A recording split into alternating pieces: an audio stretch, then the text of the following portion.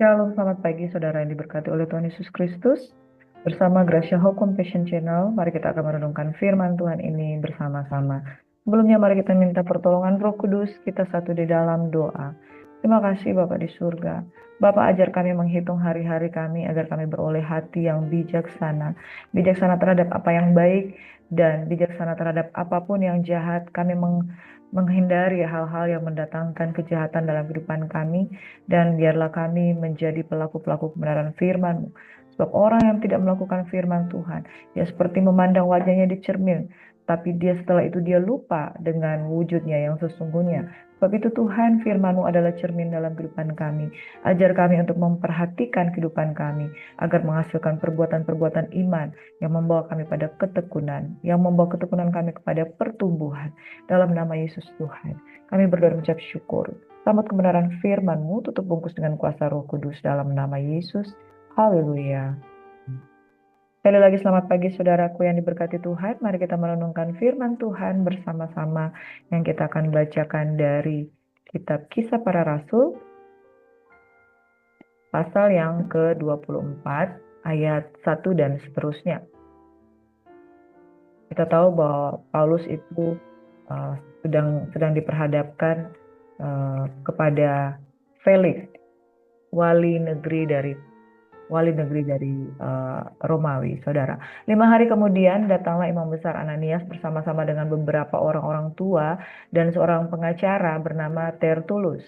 Mereka menghadap wali negeri dan menyampaikan dakwaan mereka terhadap Paulus. Paulus dipanggil menghadap dan Tertulus mulai mendakwa dia. Katanya, Felix yang mulia, oleh usahamu kami terus-menerus menikmati kesejahteraan, dan oleh kebijaksanaanmu banyak sekali perbaikan yang telah terlaksana untuk bangsa kami. Semuanya itu senantiasa dan di mana-mana kami sambut dengan sangat berterima kasih. Akan tetapi supaya jangan terlalu banyak menghabiskan waktumu, aku minta supaya engkau mendengarkan kami sebentar dengan kemurahan hatimu yang terkenal itu. Telah nyata kepada kami bahwa orang ini adalah penyakit sampar, seseorang yang menimbulkan kekacauan di antara semua orang Yahudi di seluruh dunia yang beradab, dan bahwa ia adalah seorang tokoh dari sekte orang Nasrani. Malahan ia mencoba melanggar kekudusan bait Allah. Oleh karena itu kami menangkap dia dan hendak menghakiminya menurut hukum Taurat kami. Tetapi kepala pasukan Lisias datang mencegahnya dan merebut dia dengan kekerasan dari tangan kami, lalu menyuruh para pendakwa datang menghadap engkau. Jika engkau sendiri memeriksa dia, dapatlah engkau mengetahui segala sesuatu yang kami tuduhkan kepadanya. Dan juga orang-orang Yahudi menyokong dakwaan itu dengan mengatakan bahwa perkara itu sungguh demikian.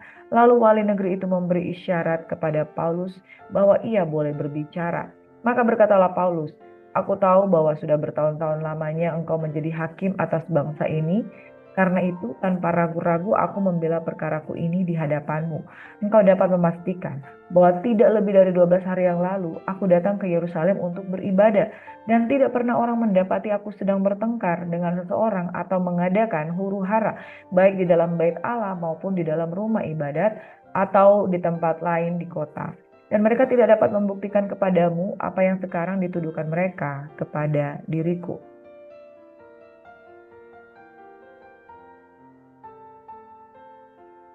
Selanjutnya, tetapi aku mengakui kepadamu bahwa aku berbakti kepada Allah nenek moyang kami dengan menganut jalan Tuhan, yaitu jalan yang mereka sebut sekte. Aku percaya pada segala sesuatu yang ada tertulis di dalam hukum Taurat dan di dalam kitab nabi-nabi. Aku menaruh pengharapan kepada Allah sama seperti mereka juga, bahwa akan ada kebangkitan semua orang mati, baik orang-orang yang benar maupun orang-orang yang tidak benar. Sebab itu aku senantiasa berusaha untuk hidup dengan hati nurani yang murni di hadapan Allah dan manusia. Dan setelah beberapa tahun lamanya aku datang kembali ke Yerusalem untuk membawa pemberian bagi bangsaku dan untuk mempersembahkan persembahan-persembahan. Sementara aku melakukan semuanya itu, beberapa orang Yahudi dari Asia mendapati aku di dalam bait Allah. Sesudah aku selesai mentahirkan diriku tanpa orang banyak dan tanpa keributan, merekalah yang sebenarnya harus menghadap engkau di sini dan mengajukan dakwaan mereka jika mereka mempunyai sesuatu terhadap aku. Namun biarlah orang-orang yang hadir di sini sekarang menyatakan kejahatan apakah yang mereka dapati ketika aku dihadapkan di mahkamah agama. Atau mungkinkah karena satu-satunya perkataan yang aku serukan ketika aku berdiri di tengah-tengah mereka, yakni karena hal kebangkitan orang-orang mati. Aku hari ini dihadapkan kepada kamu. Tetapi Felix yang tahu benar-benar akan jalan Tuhan, menangguhkan perkara mereka, katanya, setibanya kepala pasukan Lisias di sini, aku akan mengambil keputusan dalam perkaramu. Lalu ia menyuruh perwira itu tetap menahan Paulus, tetapi dengan tahanan ringan, dan tidak boleh mencegah sahabat-sahabatnya melayani dia. Dan setelah beberapa hari datanglah Felix bersama-sama dengan istrinya Drusilla, seorang Yahudi. Ia menyuruh memanggil Paulus lalu mendengar daripadanya tentang kepercayaan kepada Yesus Kristus. Tetapi ketika Paulus berbicara tentang kebenaran, penguasaan diri, dan penghakiman yang akan datang, Felix menjadi takut dan berkata, "Cukuplah dahulu dan pergilah sekarang. Apabila ada kesempatan baik, aku akan menyuruh memanggil engkau." Sementara itu ia berharap bahwa Paulus akan memberikan uang kepadanya. Karena itu ia sering memanggilnya untuk bercakap-cakap dengan dia. Tetapi sesudah genap 2 tahun, Felix digantikan oleh Perkius Festus. Dan untuk mengambil hati orang Yahudi, ia membiarkan Paulus tetap dalam penjara. Demikian kebenaran firman Tuhan pada saat pagi hari ini, saudara. Kita sudah melanjutkan membacakan kebenaran firman Tuhan dari kitab Kisah Para Rasul pasal yang ke-24. Dan sesudah Paulus dibawa untuk menghadap Felix, ya sebelumnya dia diselamatkan oleh kepala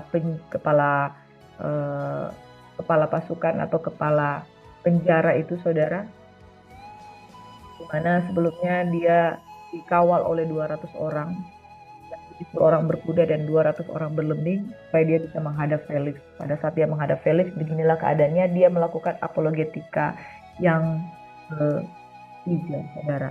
Dan lihat bagaimana dia membela dirinya bahwa semata-mata dia itu tidak bersalah. Dia mempertahankan imannya, saudara, tentang bagaimana dia mempercayai tentang kuasa kebangkitan. Sebagaimana itu dipercayai juga oleh orang Yahudi, saudara. Tapi mereka malah memilih untuk memenjarakan dia. Kepala penjara Claudius, saudara, membawa dia dan mengutus kepala pasukan Lisias untuk bertemu dengan Felix. Itu satu pertolongan Tuhan yang luar biasa. Dan satu hal di sini, saudara, bahwa kita remind kembali bahwa apa yang dinubuatkan tentang Rasul Paulus, bahwa dia akan pergi ke Yerusalem dan di sana dia akan dipenjara, itu semuanya memang tergenapi, bahwa ketika dia pun menghadap Felix, sekalipun dia tidak mendapatkan putusan untuk dipenjara, tapi dia tetap menjadi tahanan ringan. Ya, tahanan ringan dan tidak boleh mencegah sahabat-sahabatnya melayani dia. Saudara, ada kemudahan di sini bahwa dia menjadi tahanan ringan dan sahabat-sahabatnya yang mengunjungi dan melayani dia itu boleh datang. Itu sebabnya mengapa Rasul Paulus ketika dia menulis surat-suratnya dari dalam penjara, surat-suratnya itu bisa tembus kepada jemaat di Efesus, jemaat di Filipi, jemaat yang ada di Roma, jemaat yang ada di Korintus, karena dia bisa bebas bertemu dengan sahabat-sahabatnya. Itu merupakan privilege Tuhan kepada dia. Kalau bukan Tuhan yang mengadakannya, sia-sia, saudara. Kemudian Felix itu ketemu dengan istrinya Drusilla, menemui Paulus, pengen mendengar tentang kepercayaan Yesus. Tapi motivasinya itu dia pengen dapat uang. Bayangkan, saudara, wali negeri atau hakim pada waktu itu justru mengharapkan uang dari orang yang terpenjara. Yang harusnya tidak demikian, karena ya keadaan Paulus itu ada di dalam penjara, ya, dia tidak bekerja dan lain sebagainya. Tapi itulah yang dilakukan Felix sampai akhirnya 2 tahun kemudian Felix digantikan oleh Perkius Festus, dan untuk mengambil hati orang Yahudi ia terus membiarkan Paulus di dalam penjara. Jadi Bapak Ibu Saudara, Paulus tidak mendapatkan satu penghakiman yang adil, tidak mendapatkan satu putusan yang adil, tapi dia terus dipenjara, hak-haknya diambil, hak-haknya sebagai seorang yang bebas diambil, dan dia terpenjara di sana oleh karena dia seseorang yang hidup di dalam jalan kebenaran. Dia sedang membela imannya, dia sedang berapologetika tentang firman Tuhan. Tapi satu hal, hak-haknya itu mendapatkan satu hak istimewa, dia menjadi tahanan ringan dan tidak ada sahabat-sahabatnya yang melayani dia yang dicegah. Bapak Ibu Saudaraku yang diberkati, perenungan firman Tuhan pada siang hari, pada perenungan firman Tuhan pada pagi hari ini adalah bahwa yang pertama, bahwa nubuatan itu memang digenapi di dalam diri Paulus, yaitu dia masuk ke Yerusalem, tapi kemudian dia masuk ke dalam penjara seperti yang sudah disampaikan oleh firman Tuhan yang dinubuatkan. Yang kedua, saudara, dia mendapatkan penyertaan Tuhan sekalipun dia dalam penjara. Itu merupakan satu fasilitas dari Tuhan. Jika saudara diutus oleh Tuhan, maka Tuhan akan bertanggung jawab dari awal sampai akhir. Bahkan firman Tuhan berkata kepada kita seperti ini, tidak sehelai rambut tidak selai rambutmu jatuh tanpa seizin Tuhan. Apa yang dialami Paulus? Dia mengalami yang namanya penggenapan nubuatan, dia taat. Ketika dia pergi, Tuhan melindungi dia. Dan saudara, benar-benar perlindungan Tuhan itu ada ketika dia dalam penjara. Dia diperlakukan sebagai tahanan ringan.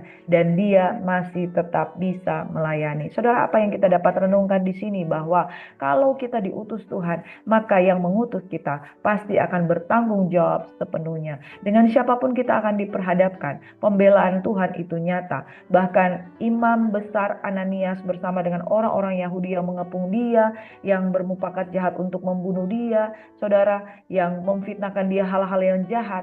Bahkan Tuhan membentengi dan melindungi Rasul Paulus. Jadi poin yang ketiga adalah, saudara, ketika kita diutus, tetaplah setia, tetaplah kerjakan keselamatanmu dengan takut dan gentar, dengan tidak urung sedikit pun, dengan ketakutan, kekhawatiran, karena Tuhan yang pelihara engkau. Saudara, di penjara, Paulus tidak kekurangan makan. Dia beroleh makanan penjara. Dan sahabat-sahabatnya yang melayani dia, mengunjungi dia. Makanya di dalam penjara dia ketemu yang namanya Onesimus, ya, seseorang yang dia dijumpai di penjara yang melayani dia. Jadi saudaraku yang diberkati oleh Tuhan Yesus Kristus, sekalipun keadaannya menurut kacamata dunia tidak baik-baik saja, tetapi firman Tuhan berkata, mengucap syukurlah dalam segala hal. Itu firman Tuhan yang dia tulis di dalam 1 Tesalonika 5 ayat 18 dan 1 Tesalonika ayat 5 pasal 5 ayat 18 berkata, mengucap syukur dalam segala karena itulah yang dikehendaki Tuhan dalam hidupmu. Tetaplah berdoa. 1 Tesalonika 5 ayat 17. Bapak Ibu Saudaraku yang diberkati. Ketika kita menghadapi tekanan, apalagi penjara, saudara, masihkah kita tetap berdoa? Masihkah kita tetap mengucap syukur? Paulus ada di dalam penjara.